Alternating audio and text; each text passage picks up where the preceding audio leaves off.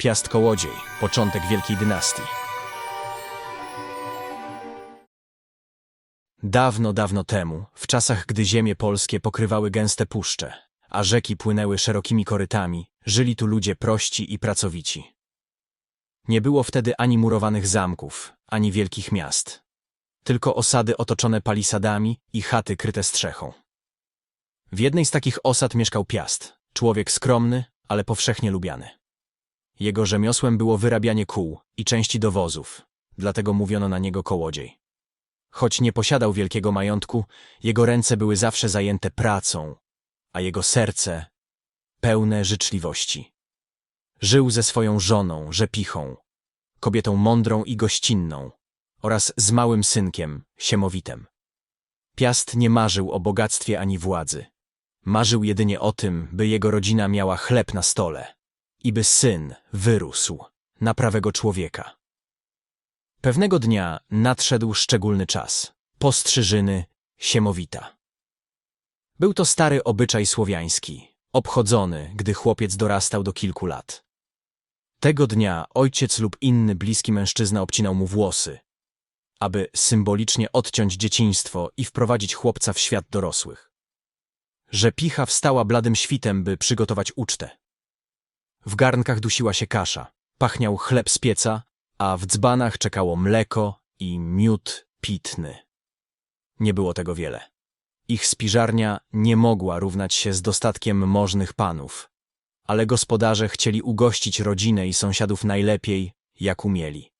I wtedy, gdy przygotowania były w pełnym biegu, do chaty Piasta zapukali dwaj wędrowcy. Wyglądali na zmęczonych długą drogą. Mieli twarze poorane wiatrem i deszczem. Poprosili tylko o kawałek chleba i chwilę odpoczynku. Piast, zamiast ich odprawić, wpuścił ich do izby. Gość w dom, Bóg w dom, mawiał, wierząc, że każdego przybysza należy przyjąć jak brata. Rzepicha podała im ciepłe mleko i kromkę chleba, a nawet zaprosiła, by zasiedli przy stole na uroczystości postrzyżyn. Wędrowcy przyglądali się uważnie postrzyżynom i małemu Siemowitowi.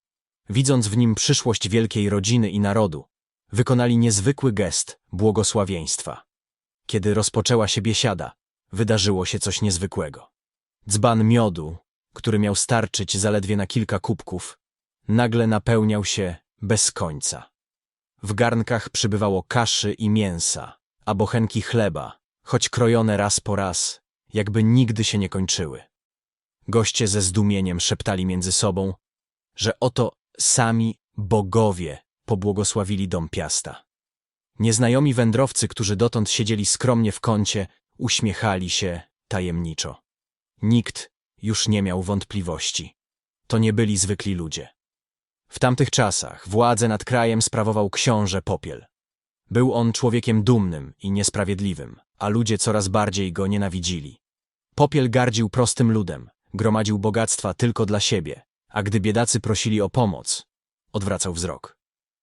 Wieść o cudzie, który wydarzył się w chacie kołodzieja, rozeszła się szeroko.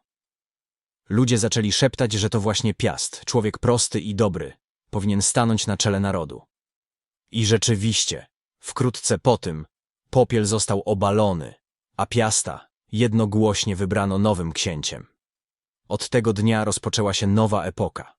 Piast rządził mądrze i sprawiedliwie, pamiętając o tym, że władza jest przede wszystkim służbą dla ludu. A jego syn, Siemowit, wyrósł na odważnego wojownika i mądrego męża stanu.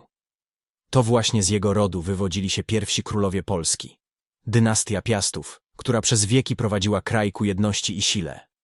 I tak, z prostej chaty kołodzieja, narodziła się potęga. Nie bogactwo ani pycha, lecz gościnność, skromność i uczciwość stały się fundamentem przyszłego państwa. Do dziś legenda o Piaście Kołodzieju przypomina nam, że wielkość może narodzić się z najmniejszych domów, a dobroć i otwarte serce potrafią zmienić los całego narodu.